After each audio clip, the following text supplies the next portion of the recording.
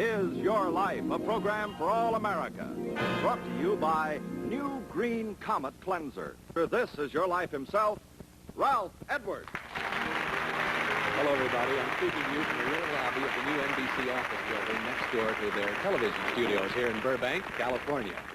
There's the telephone that might be our principal subject. Mr. John Nelson, NBC program executive, has asked our principal subject to come to his office on the third floor for a little business talk.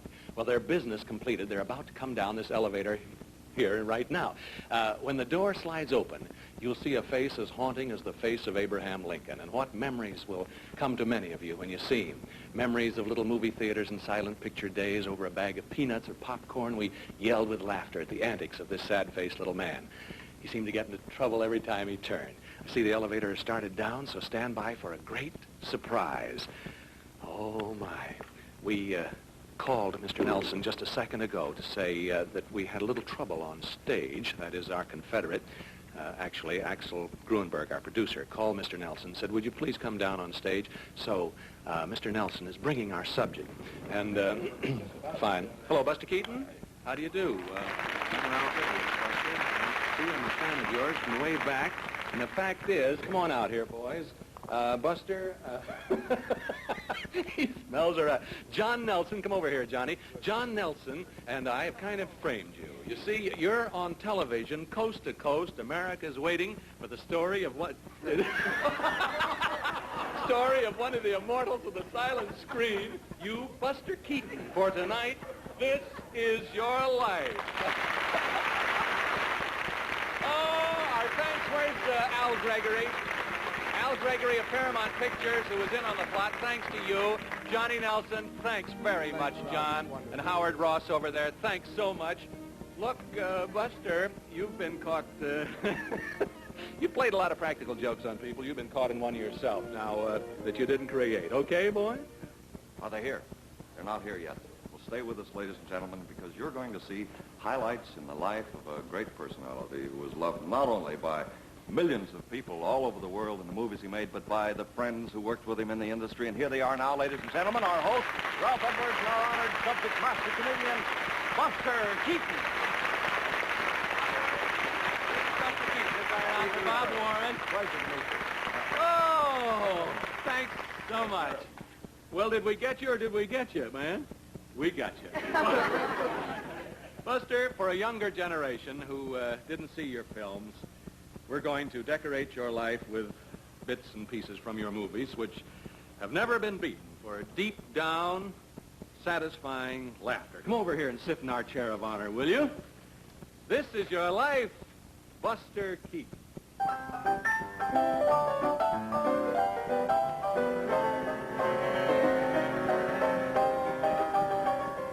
Here's one over here, Buster, you can look at. Over here. Listen to me.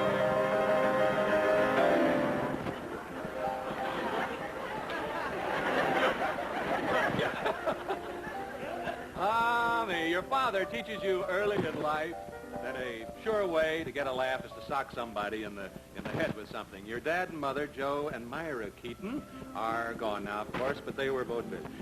They're on the road in Kansas when you're born. What kind of a show were they in at that time, Buster? A medicine show. Right. An old-time medicine show. And you idolize your father, who teaches you to fall and roll like a bouncing ball. At the age of 4, you proudly join Mother and Dad in their act. I got my first the salary. roughest act in vaudeville. The first time I ever saw Joe Keaton throw Buster all around the stage like that, I was scared to death. I thought he killed the child. Well, that's the voice of a lifelong friend from your vaudeville days. Later, she became a leading lady to such great stars as Rudolph Valentino, Will Rogers. From Glendale, California, here is motion picture actress Louise Dresser.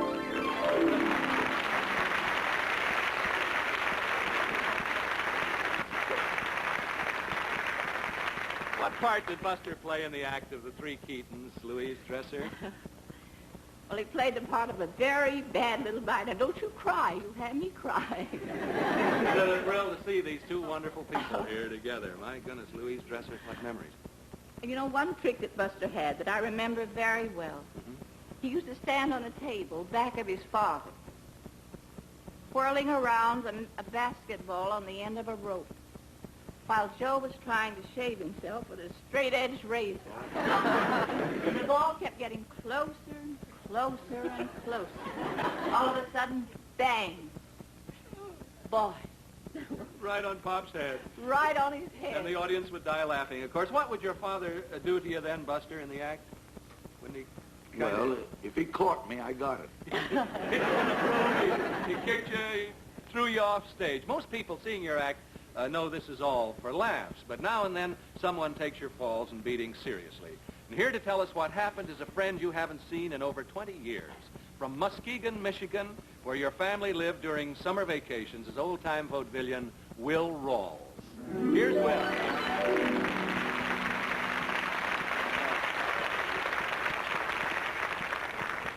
It's been a little while since you've seen this fella, hasn't it there? I guess Buster was almost too good at those falls and pantomime injuries. Is that so, Mr. Rawls? Yes, he was quite often, the parents were quite often arrested, thinking that they were mistreating him. And then Buster would have to go down to the chief of police, pull off his little shirt and pants, and show them that he had no bruises or broken legs. Years later, you see Buster attain his first boyhood dream. And what was that, Mr. Rawls? Boy, his father and us helped put him through the Elks, Muskegon. Now, both you and Buster are lifetime members, aren't you, of the members of the Elks Club of Muskegon. And what else do you remember of Buster's boyhood days, Louise Dresser? Oh, I remember so many things about him, nice things. But the nicest thing that I remember about Buster was his great devotion to his mother and his love for his little brother and sister. Brother and sister, and here they are. Whenever you ever saw this boy, those two children were always with him. From Los Angeles, your sister Louise and your brother Harry Keaton. Here they are.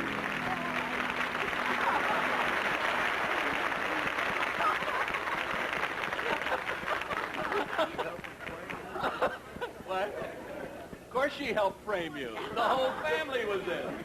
You're not safe at all anymore, Buster, with these fellas. What happens when Buster is about 19, Louise? Well, our parents had to give up the vaudeville act, and he set out to support us all. Yes. Yeah, he was determined that Louise and I would get the schooling that he never had. Well, thank you, Louise and Harry Keaton, Louise Dresser, and Mr. Will Rawls of Muskegon, Michigan. You'll see Buster a little later. You'll see him later, Buster.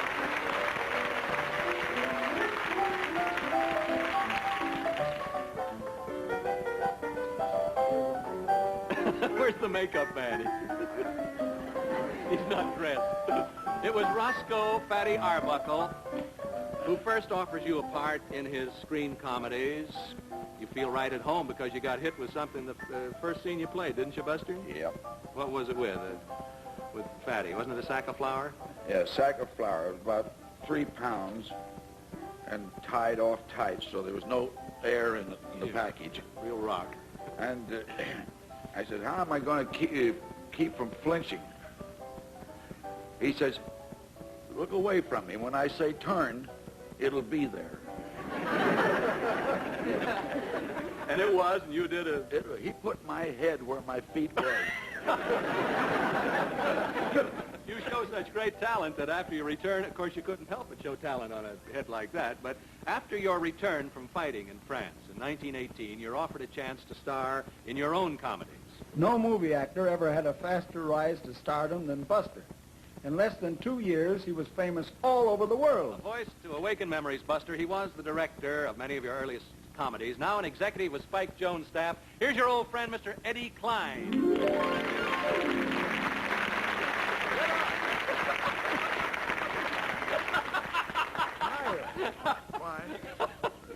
As a young man, you worked for...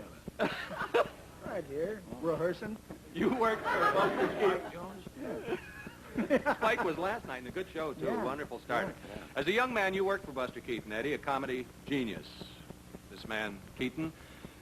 Did he keep you and the crew laughing all the time? Well, we always had a wonderful time because this guy was always pulling jokes on us. Mrs. Darrell Zanuck was his leading lady at the time. What was her name then? Virginia Fox. Yeah. You remember? There was a scene in one of the movies where she was supposed to fall and catch fire clothes on a moose head. Yeah.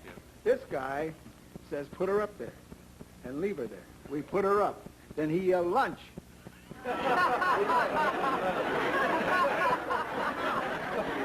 It was worth your life to work with this fellow. Mrs. Zanuck was going to be a part of your life tonight, Buster, but at the last second, she got a severe case of bronchitis and could not be here. She's watching and sends her love, of course. Oh, she's a good sport, though. Say, you remember the time she saw the smoke coming outside her dressing room window?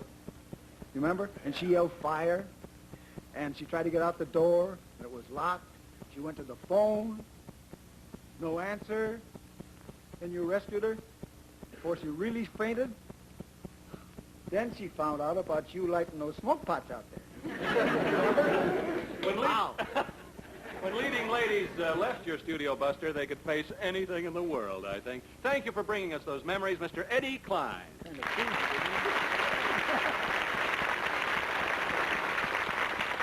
With a sure instinct for laughs, you create most of your own great comedy situations.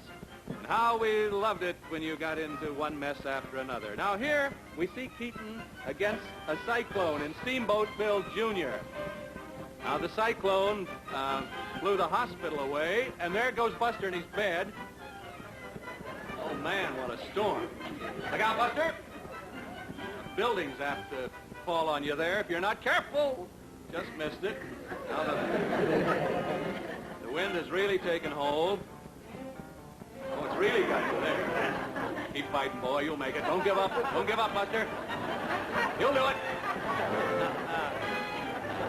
Well, hilarious comedies like that will make you rich. And meanwhile, you marry Natalie Talmadge. And you have 2 sons. You own a mansion, your own movie studio, a yacht, everything. For a fellow with a lot to lose, Buster took terrible risks. In the most dangerous scenes, he would never use a double. Well, that's the voice of one of your directors. In the 1920s, he went on to become one of the best-known and best-loved character actors of all time. One of Hollywood's leading citizens, ladies and gentlemen. Here's Mr. Donald Crisp. I remember you to think.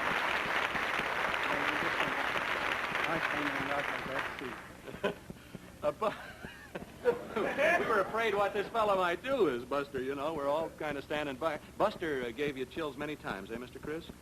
Mr. Edwards, I still gasp when I think of one scene that Buster did. He had the entire front of an apartment building. It was 3 stories high. Yes. And he planned for the entire front of the building to fall over. And he planned that one little window at the top should fit over him, and he hoped that he was standing in the place where that was. And when that fell, the cameraman fainted. Well, here's that very scene. Now watch this and see how you'd like to have been in Buster's shoes that day.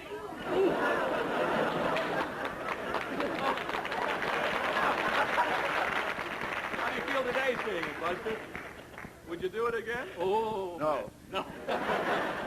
Now here's another scene we'll never forget. Now, this is you, Buster. If you remember, I directed a picture with you called The Navigator. This is you under the water. And that day, someone had neglected to put the piano wire on the top of your diver's helmet. And you had jumped over the side of an ocean liner in about 150 feet of water with only the telephone connection on your helmet. And if it hadn't been for that one small wire, we'd have lost one of the kindest men I ever knew in my life. This man gave away his salary about every week. That's true, young man. Thank you, Donald Crisp, for memories of days when Buster Keaton was the talk of Hollywood for his daredevil service and his kind. Mr. Crisp said Hollywood would have lost one of its kindest gentlemen. Ahead of us, Buster Keaton, is a time when you nearly lose your famous sense of humor. Life smashes you to the ground. And how you pick up the pieces and go on, we'll find out in just a moment. You're ready for a little relaxation here, aren't you? Sit down. Sit back. Take it easy, Buster. First, let's turn our attention to this important message from press.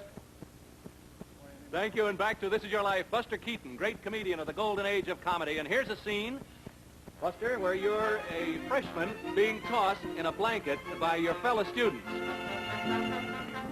There you go. Now watch the lady there. How are you to know she was getting dressed, you know? Look out, Buster. Yeah! Oh! Well, that scene ends in a funny fall. Here in the 1930s, ranking in world acclaim with Chaplin and Harold Lloyd, it seems you can never fall. You even surmount the move to sound movies. But then comes a shock, the breakup of your marriage. With almost all your money gone, you spend a period when you just don't care. And what about your picture career, Buster? What happens to it and why at that time? Well, it just came to a stop. For years, you kind of fight things within yourself, in a way, conquering only when you realize that maybe your athlete's body is at stake. By then, you, a former great star, wind up in an obscure job as an idea man for other people's pictures. Material things were gone, but Buster still had his real wealth. He had talent. He still had it, and nothing could hide it. Well, yeah, no trouble identifying that voice, is there, Buster? A good friend who, like yourself, has made the world laugh. Red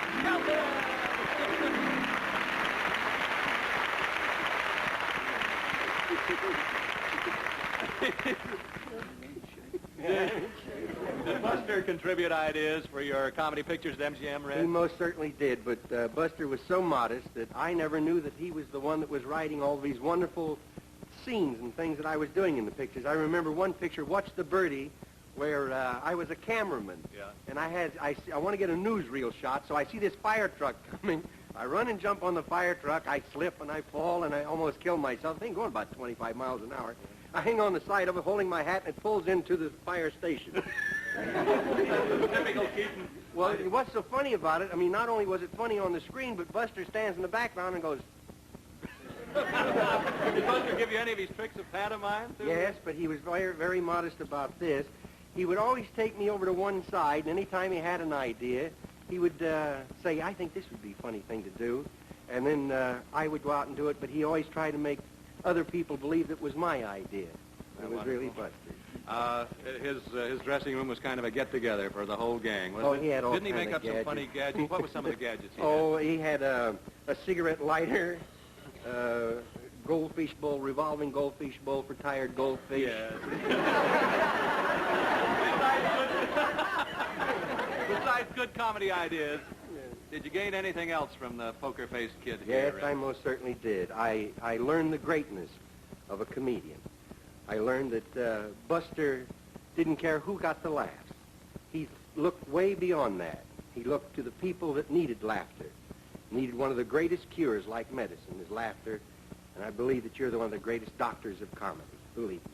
One great comic, giving credit to another great comedian here. Say, Red, did you ever make the great stone-faced Keaton break down and laugh or not? Well, I think he'd sit back and watch all the things that he did. So he seen me do them. I told him my salary. I think he laughed at that. Thank you, Red Skelton. God bless you. You'll see him a little later here. How about those guys? Memories of many pretty girls in your comedies. But you don't think of marriage again for a long time. Still taking care of your parents. Oops, there's a scene where the whole water came into the audience there. It was such scenes as that paid the bills, that gave you the money to take care of your parents. But then later on, when things got rough, even on your small salary, here in the days where you're handing out ideas to the bigger studios and all, years later, you move in with your mom into the first little house that you'd bought for her. And to your home comes a girl who has made friends with your family, a girl who's to remove any possible remainder of disappointment in your life. And here she is, Eleanor Norris, who became your devoted wife 16 years ago, Mrs. Keaton. Here's a pretty girl. Come on, sit here, Buster. What have these... I know. Fix it up there, Mommy. What have these years of marriage to Buster meant, Eleanor? Well, we've been very happy. Of course, we've had some lean times, too. But Buster's been so happy he's wanted to go back to work. And I've been very proud of the way he's come back into prominence. You bet. And America's happy to have him back. You developed an act so that Eleanor could appear with you, didn't you, Buster? Did you rehearse this?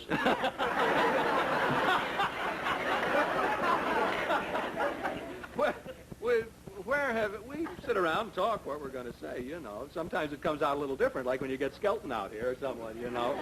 As a matter of fact, when Red came on, he scared me to death. He says, it's all, just before I went out to surprise, he says, don't worry, we're going to have the whole gang out there singing, for he's a jolly good fellow. Where have you and your wife appeared with your act, Buster? You and Eleanor have In Europe. Mostly in Europe, you bet. And you become a very popular guest star on television. Here in America again? I've done a few of those. You yes. sure have, and great. But in 1955, bad luck strikes again. What happens then, Miss Keaton? Well, he broke some blood vessels in his neck, and for about 5 days, they didn't give much chance of saving his life. Yes, the plot of your life moves toward another dramatic moment. Many times in Buster's films, the hero was saved at the last minute. And by golly, if the very same thing didn't happen in real life for Buster. Well, you recognize that voice, Buster? One of television and motion pictures' most versatile and popular stars. Here's your good friend, Donald O'Connor.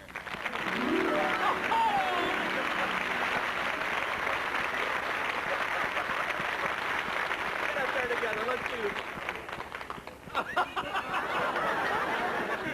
What was this dramatic? I'll tell you why he messed up like this in a moment if you don't know. What was this? What? And go. Oh! Well, there goes our time. You know, we're good for about 2 hours. Skelton, you stay back there.